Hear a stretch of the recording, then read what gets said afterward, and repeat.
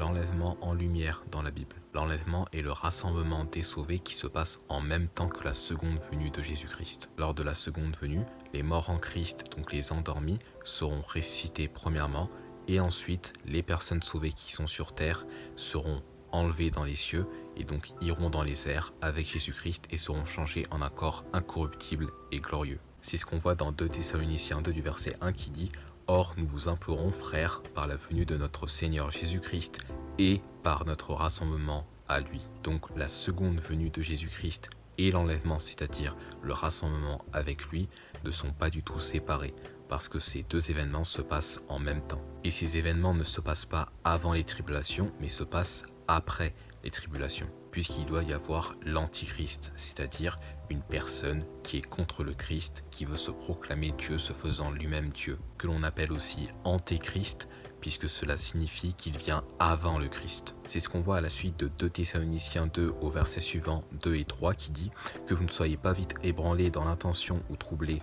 ni par esprit, ni par parole, ni par lettre comme venant de nous, comme si le jour de Christ était à portée de la main. Qu'aucun homme ne vous trompe en aucune manière, car ce jour-là ne viendra pas, à moins que l'apostasie ne soit arrivée d'abord et que l'homme de péché soit révélé, le fils de perdition, donc l'Antéchrist, l'Antichrist. Avant l'enlèvement, qui est aussi appelé le jour de la rédemption, il faut qu'il y ait d'abord les tribulations, c'est-à-dire l'apostasie, et ensuite l'homme de péché, le fils de perdition, qui est l'Antéchrist, l'Antichrist, qui doit venir tromper toutes les nations, se proclamant lui-même Dieu et donc se déclarant être le Dieu de ce monde. Ainsi, toutes les conditions sont réunies pour avoir la seconde venue de Jésus-Christ, l'enlèvement, qui se fait après le faux Christ. C'est pour cela qu'il est dit dans Matthieu 24, Marc 13 et Luc 21 qui dit immédiatement après les tribulations de ces jours-là.